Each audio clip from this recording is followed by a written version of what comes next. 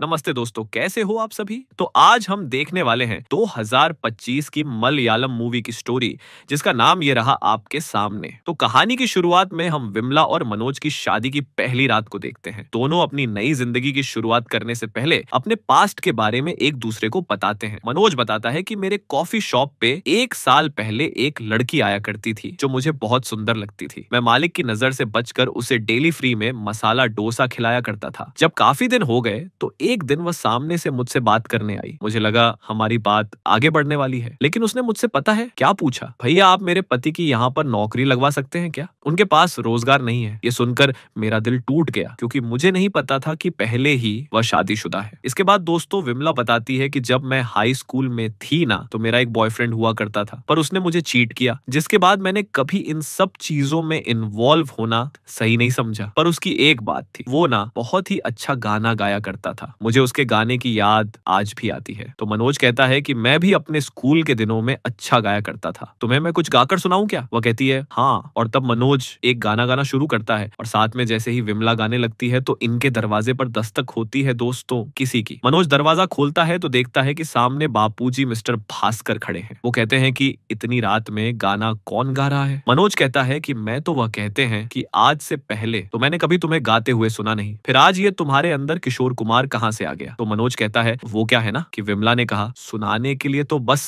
और तब भास्कर कहते हैं कि वो जो कहेगी तू वही करेगा क्या? इसके बाद वह विमला से कहते हैं कि बेटे, तुम्हारे दहेज में जो डायरी मिली है उस पे तो तुम्हारा नाम भी लिखा हुआ है, पर क्या इसे मैं रख सकता हूँ? तो वह हाँ कर देती है कि रख लीजिए। तब जाकर कहीं भास्कर वहां से जाते हैं और ये दोनों अपना आगे का कार्यक्रम शुरू करते हैं। अब अगली सुबह मनोज इशारे से विमला का ध्यान अपनी ओर खींचने की कोशिश करता है, तो उसके बापूजी देखने लगते हैं, और तब मनोज को खुलकर कहना पड़ता है कि पापा, मैं तो विमला को बुला रहा हूँ। जिससे बापूजी देखते हैं कि मेरे बेटे ने थोड़ी सी जमीन खोदी है और वह अपनी बीवी के हाथों से एक आम का पौधा लगा रहा है, क्योंकि उसको यह लग रहा है कि उसकी वाइफ का हाथ शुभ होगा। यहाँ से दोस्तों 4 साल बीत जाते हैं, पर अभी तक इनका कोई बच्चा नहीं होता। लोग तरह तरह की बातें कर रहे होते हैं। खासकर बापूजी काफी अपसेट होते हैं। वह तो बातों ही बातों में ताना भी मार दिया करते हैं कि जैसे शादी के अगले दिन मनोज ने अपनी वाइफ के हाथों से वो आम का पौधा लगाया ना, वह तो पेड़ बन चुका है, मगर उसमें अभी भी फल नहीं आ रहे। और देखा जाए तो ना इस पेड़ में फल आ रहे हैं और ना ही इस पेड़ को लगाने वाले में फल आ रहे हैं। मतलब समझ गए ना दोस्तों आप? ऐसा सुन सुनकर विमला बहुत ही हर्ट होती है, और फिर ये लोग रेगुलरली डॉक्टर से मिलते हैं। डॉक्टर का तो कहना होता है कि आप दोनों बिल्कुल नॉर्मल हैं, कोई परेशानी की बात नहीं है, बस पीरियड के 14वें दिन आप दोनों खुलकर प्यार कीजिए, बाकी भगवान की दया रही तो जरूर आपकी गोद में बच्चा आएगा। और दोस्तों उनको ये तरकीब काम कर जाती है। विमला के पीरियड मिस हो जाते हैं तो वह कॉल करके मनोज से प्रेगनेंसी के बारे में बताती है कि किट लेकर आ जाना, और अगली सुबह ही चेक करती है तो टेस्ट पॉजिटिव आता है। और तब खुशी में मनोज जाकर अपने बाबूजी को जगाता है और उन्हें यह खुशखबरी देता है। पर ये क्या दोस्तों, वो कोई खास रिएक्शन नहीं देते। उनका तो बस यही कहना होता है कि 4 साल से कोशिश कर रहे हो, अब जाकर सफलता मिली, जाओ जाकर सो जाओ, अभी बहुत सुबह है, कहकर वो अपने रूम का दरवाजा बंद कर लेते हैं। फिर हम देखते हैं दोस्तों की बापूजी अपनी डायरी में लिख रहे थे कि भगवान आपका लाख लाख शुक्रिया, आखिरकार मेरी आपने प्रार्थना स्वीकार कर ली। यानी दोस्तों वो खुश तो बहुत ज्यादा हैं, मगर अपने बेटे के सामने बिल्कुल नहीं दिखा रहे। इसके बाद सीन लगभग 2 साल के बाद होता है शिफ्ट। इनके घर पर एक बेटा लड़का पैदा हुआ है, जिसका नाम इन्होंने अभी रखा है। घर में चारों ओर खुशहाली होती है, सब कुछ बहुत बढ़िया चल रहा होता है। और एक दिन अचानक विमला अभी को बड़े गौर से देखती है। वो उसे टुकटुकी लगाकर देखती रह जाती है, और रात में अपने पति से कहती है, सुनिए जी, मुझे लगता है कि अभी हमारा बेटा नहीं है, नाक नश हमसे मिलता है ना ही कुछ। अनुज कहता है कि अभी वह 1.5 साल का ही तो है, जब बड़ा हो जाएगा तो दिख जाएगा हमारी तरह। लेकिन विमला कहती है नहीं, आप समझ नहीं रहे हो, 1 साल के बच्चों में उनके पेरेंट्स की झलक दिखने लग जाती है, पर ये तो बिल्कुल हम दोनों से मिलता ही नहीं, किसी पर भी नहीं गया है। अब मनोज तो नींद में था। वह कहता है कि यार ये उल्टा पुल्टा मत सोचो, सो जाओ शांति से।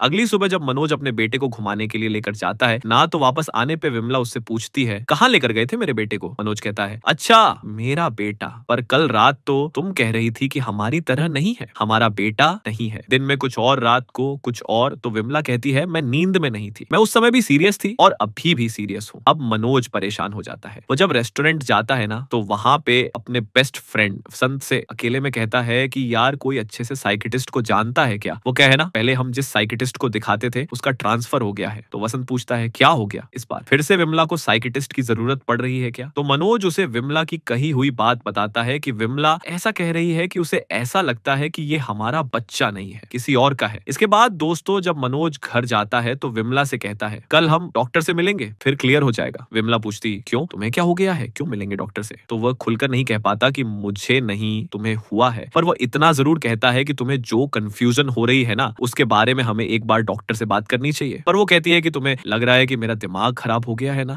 अरे माना कि अभी के जन्म के बाद मैं पोस्टमार्टम का शिकार हो गई थी, डिप्रेशन की वजह से मुझे साइकियाट्रिस्ट की हेल्प लेनी पड़ी, पर अब मैं बिल्कुल ठीक हूँ। इन दोनों के बीच इस बात को लेकर काफी डिस्कशन होता है। तो विमला एक बात पॉइंट आउट करती है कि देखो तुम्हारा पूरा खानदान काला सा है, मेरा भी, तो फिर हमारा बच्चा इतना गोरा कैसे हो सकता है? इसका तो नाक नक्श या हाव भाव भी हमसे मैच नहीं करता, कुछ तो झोल है। मेरा मन नहीं मान रहा कि हमारा बेटा है। और तब आखिर में मनोज मान जाता है कि ठीक है बाबा, हम डॉक्टर के पास जाएंगे। अगली सुबह जब विमला जागती है तो वह देखती है कि मनोज अभ्भी के साथ गया हुआ है। बापूजी से पूछने पर पता चलता है कि दोनों बाप बेटे साथ में कहीं बाहर गए हुए हैं। फिर दोस्तों हम मनोज को देखते हैं जो कि वसंत के घर पे आया होता है। वो उसकी राय जानना चाहता है। वसंत बड़े गौर से पहले मनोज और अभि का चेहरा मिलाता है और फिर विमला की फोटो से अभि का चेहरा मिलाता है और आखिर में कहता है कि वैसे भाभी जी कह तो सही रही है मनोज, अभी तो बिल्कुल तुम दोनों में से किसी पर भी नहीं गया है। इसके बाद दोस्तों जैसे मनोज उदास होकर घर आता है तो विमला समझ जाती है कि हो ना हो यह जरूर अपना दुखड़ा वसंत के पास गया होगा रोने के लिए। तो वह मनोज को कन्फ्रंट करती है। वह भी एक्सेप्ट कर लेता है कि हाँ, मैं उसकी राय जानने के लिए गया था, उसने भी यही कहा कि ये हमारे जैसा नहीं दिखता। तो विमला गुस्सा हो जाती है और कहती है कि क्या जरूरत थी उस वसंत को सारी बातें बताने की। अब देखना ये बात कैसे आग की तरह फैलती है। मनोज कहता है कि नहीं नहीं, मैंने वसंत से प्रॉमिस लिया है कि ये हम दोनों के बीच की बात है, किसी और को मत बताना। इमना कहती है अच्छा, प्रॉमिस तो उसने पोस्टमार्टम डिप्रेशन के वक्त भी किया था, फिर क्या हो गया? मेरे पोस्टमार्टम का तो उसने लोगों को ऐसे बताया जैसे कि कोई मिठाई बांटने की चीज हो। मुझे तो वसंत पे एक पैसे का भरोसा नहीं है। और दोस्तों हम देखते हैं कि विमला का कहना बिल्कुल सही है, क्योंकि वह तो अपनी बीवी को यह बात बताने ही जा रहा था। तभी उसे विमला मनोज के फोन से कॉल करती है और धमकाती है कि देखो वसंत, अगर तुमने किसी के भी सामने अपना मुंह खोला ना तो मैं तुम्हारी और सुनंदा के अफेयर के बारे में सबको बता दूंगी, खासकर तुम्हारी बीवी को। तब वसंत डर जाता है और अपना मुंह बंद कर लेता है कि ठीक है। इसके बाद मनोज अपने काम से छुट्टी लेने जाता है। वो अपने बॉस से छूट कहता है कि मेरे बापूजी को डेंगू हो गया है, इसलिए मुझे 1 हफ्ते की छुट्टी चाहिए।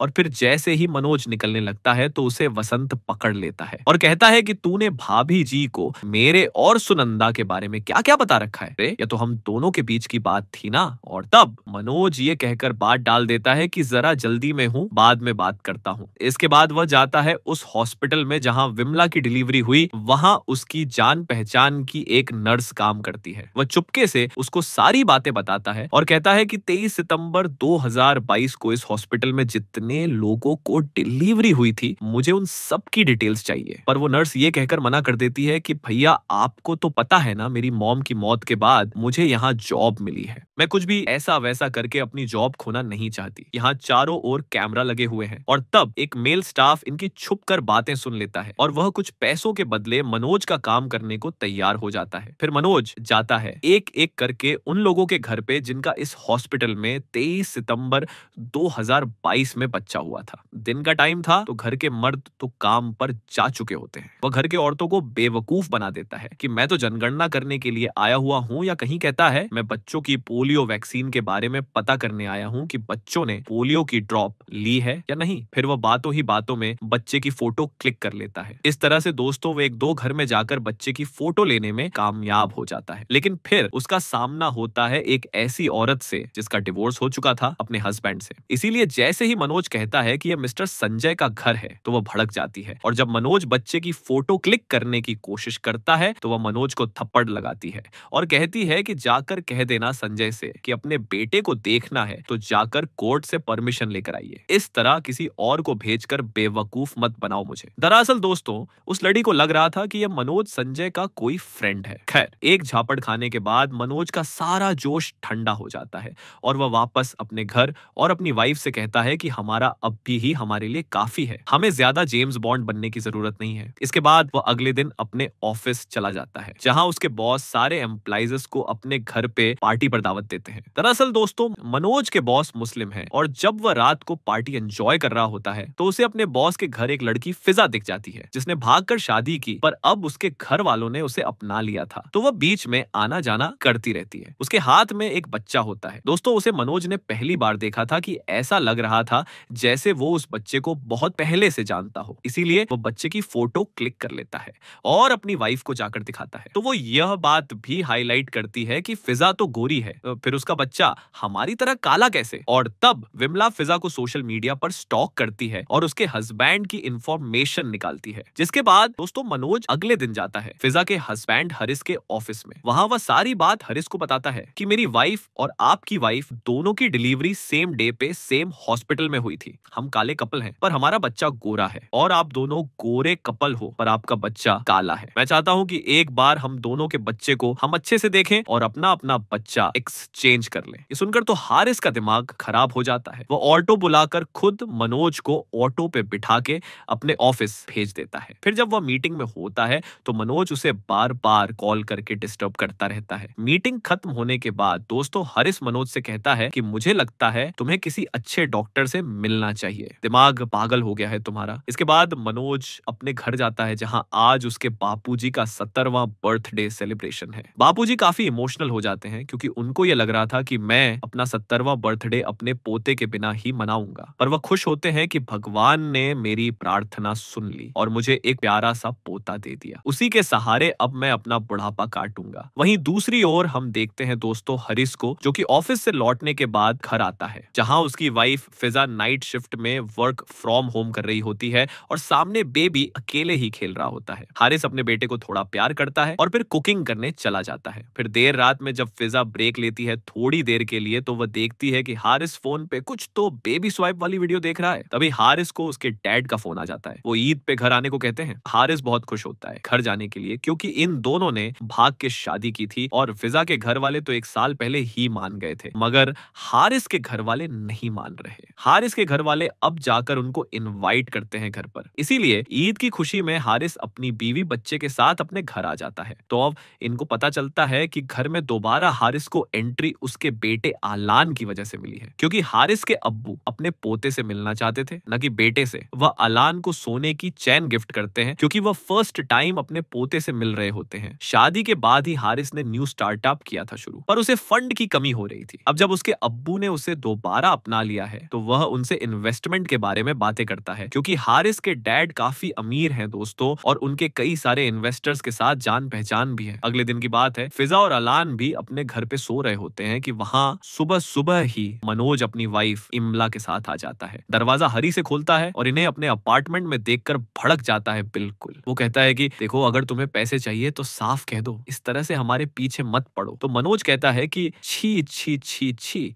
हम पैसों के लिए ये सब नहीं कर रहे सर, हमें तो बस अपने बेबी को देखना है, हम बिना उससे मिले यहाँ से नहीं जाने वाले। और तब हार मानकर हारिस को इनकी बात माननी पड़ती है क्योंकि वह अपने अपार्टमेंट में कोई तमाशा खड़ा नहीं करना चाह रहा था। इसीलिए वह सोते हुए बेबी को पालने के साथ ही हॉल रूम में लेके आ जाता है। उसको देखते के साथ ही मनोज कहने लगता है कि देखो विमला, हमारे बेटे की नाक बिल्कुल तुम पे गई है और उसका सर देखो कैसा है, मुझ पर गया हुआ है, यहाँ तक कि इसके भी मेरी तरह कम बाल आने लग गए हैं। और हाँ, जरा इसकी आंखें तो देखो बाबूजी की तरह। फिर वो लान की एक फोटो क्लिक करता है और हारिस से कहता है कि आप भी हमारे घर आकर हमारे बेटे को एक बार देख लीजिए, जो कि हमारा नहीं आपका है। यह कहकर ये दोनों हारिस के अपार्टमेंट से निकल जाते हैं, पर फिर से दरवाजा नॉक करते हैं और कहते हैं कि एक बार हम अपने बेटे को गोद में लेना चाहते हैं। तो हारिस तो साफ इनकार कर देता है कि बहुत हो गया तुम्हारा, जाइए यहाँ से आप लोग। वो जबरदस्ती दरवाजा बंद कर देता है। लेकिन इस दौरान होता यह है दोस्तों,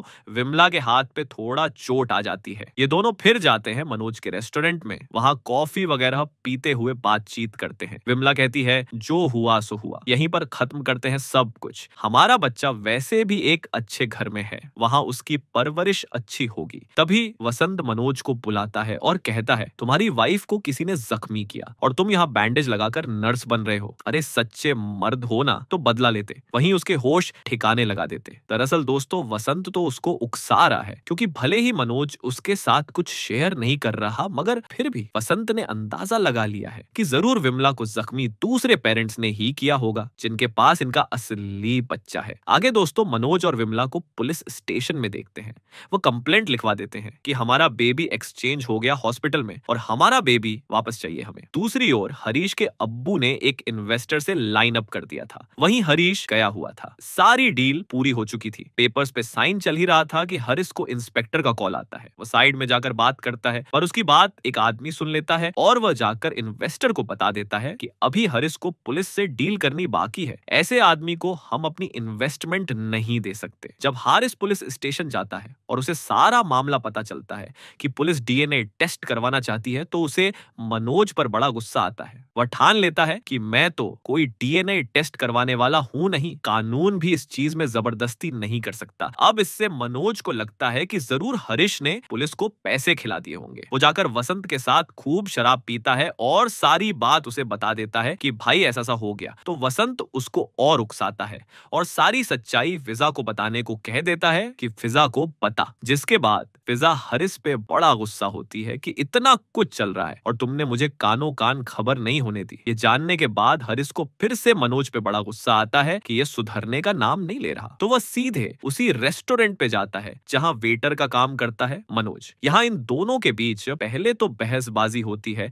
और फिर हाथापाई तक आ जाती है। दोस्तों दोनों जी जान लगाकर फाइट करते हैं, जिसके बाद तो सारी बात मनोज के पिता को भी पता चल जाती है। वो मनोज को खूब झाड़ते हैं और कहते हैं कि उस रेस्टोरेंट में मैंने 40 साल तक वेटर का काम किया और फिर मेरी ही वजह से तुम्हें वहां नौकरी मिली, पर तुमने तो मेरी इतने सालों की जो कमाई भी इज्जत थी सब लुटा दी। मैं शुरू से ही कहता था ना कि अपनी बीवी की बातों पर मत चलो मत चलो, पर तुम्हें तो जोरू का गुलाम बनना है। और ये बात काफी फैल जाती है। दोस्तों विमला के घर वालों तक को पता चल जाता है और तब विमला का छोटा भाई आकर विमला से पूछता है, अगर ये बच्चा जीजाजी का नहीं है तो कहीं तुम्हारा किसी और के साथ कोई चक्कर तो नहीं चल रहा। सुनकर विमला तो और गुस्सा हो जाती है और अपने भाई को थप्पड़ लगा देती है एक। फिर वह अपने पति के पास आकर कहती है, आप यहाँ पे बिल्कुल भी गलत नहीं है। दिक्कत बस ये आ रही है कि हम थोड़े गरीब पड़ रहे हैं उन लोगों की तुलना में। ये लीजिए मेरे सोने के कंगन और इसे बेचकर उस इंस्पेक्टर को अपनी साइड कर लीजिए। लेकिन दोस्तों जब मनोज इंस्पेक्टर को घूस देने जाता है तो वह लेने से इनकार कर देता है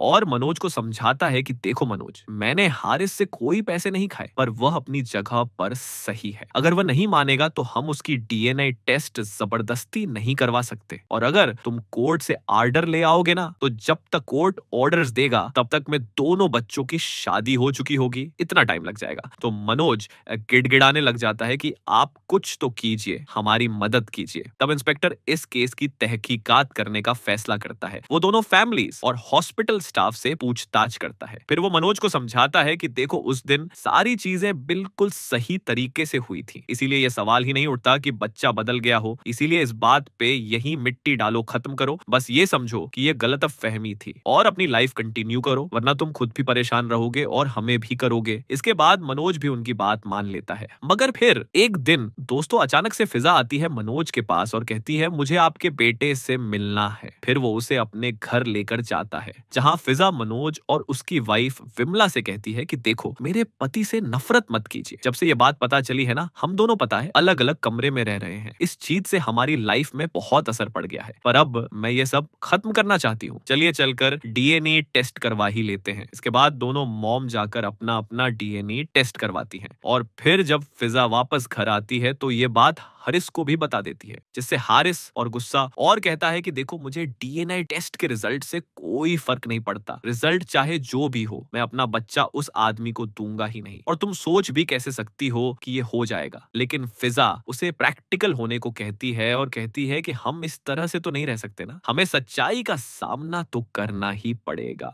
फिर दोस्तों हम देखते हैं कि कोर्ट का सीन जहां जज कह रही होती है कि डीएनए टेस्ट से यह साबित हो चुका है कि उस दिन हॉस्पिटल में सच में बेबी की अदला बदली हो गई थी। इसलिए कोर्ट दोनों पेरेंट्स की बायोलॉजिकल चाइल्ड की नीड को समझते हुए 8 मार्च को अपने अपने बच्चे को घर ले जाने की अनुमति देती है। और दोस्तों जब वो दिन आता है, मतलब जिस दिन इनको अपना अपना बच्चा बदलना था, तो दोनों बच्चे अपनी माँ से अलग होते हैं, खूब रोते हैं, जिससे इनको एहसास हो जाता है कि हम गलत कर रहे हैं। इसीलिए ये दोनों फिर से अपने पुराने वाले बेबी को गोद में ले लेते हैं, तभी जाकर वह शांत होते हैं। इसके बाद हारिस मनोज से अकेले में बात करता है और उसे समझाता है कि मुझे इसी दिन का डर था। देखो मनोज, भले ही वह बच्चे किसी तरह से जन्म के बाद बदल गए हों, मगर लगभग 2 साल तक हमारे साथ रहने के बाद वह हमसे अटैच्ड हो चुके हैं। अगर हम उनको खुद से दूर करेंगे तो वह यह बात सह नहीं पाएंगे, और अगर हम अपने अपने बायोलॉजिकल बच्चों को घर ले चले भी ना तो वहां वह दुखी ही रहेंगे। इसलिए काम करते हैं, अभी तो वह बात नहीं करते हैं ना, इसलिए जब 18 साल के हो जाएंगे तो हम उन्हें सारी हकीकत बता देंगे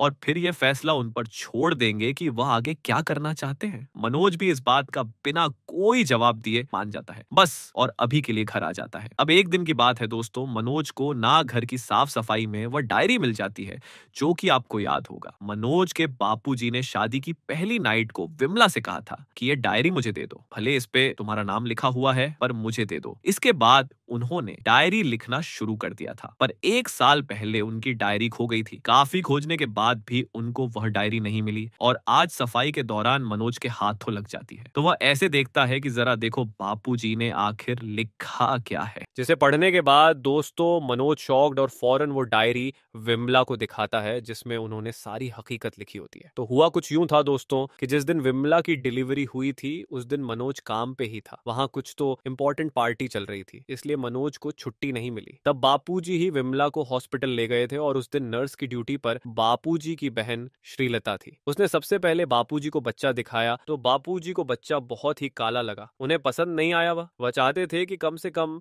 अब तो हमारे घर में गोरा बेटा हो, इसीलिए उन्होंने अपनी बेटी के साथ सेटिंग करके बच्चा बदल दिया और फिर कुछ दिनों के बाद बापूजी की बहन की भी मौत हो गई हार्ट अटैक से, जिसके बाद उनकी नर्स की जॉब उनकी बेटी को दी गई। और अगर आपको याद होगा तो अपनी फुफेरी बहन से ही मनोज ने हेल्प मांगी थी 30 सितंबर 2022 के दिन, जिनकी भी यहाँ पर डिलीवरी हुई थी वह चेक करने के लिए। और तब उसने कहा था कि बड़ी मुश्किल से मेरी जॉब लगी है, कहीं ये भी ना चली जाए, यह जॉब मुझे मेरी माँ के मरने के बाद ही मिली है। याद है ना दोस्तों आपको? जाकर दोस्तों इस तरह मनोज और विमला को बापूजी के राज के बारे में पता चलता है, जिसपे दोनों खूब हंसते हैं कि अच्छा तो सारा खेल बापूजी ने किया। वैसे भी अब इनको कोई फर्क नहीं पड़ रहा दोस्तों, बच्चा काला हो या गोरा हो अभी इन्हीं का है। इसी के साथ ये मूवी यहाँ पर खत्म होती है। अब आप बताइए दोस्तों, बोलोगे ये कौन सी मूवी लेकर आ गए? कुछ था इसमें? नहीं, बस एंटरटेनमेंट टाइम पास। मिलते हैं आपसे अगली वीडियो में, ध्यान रखिए अपना।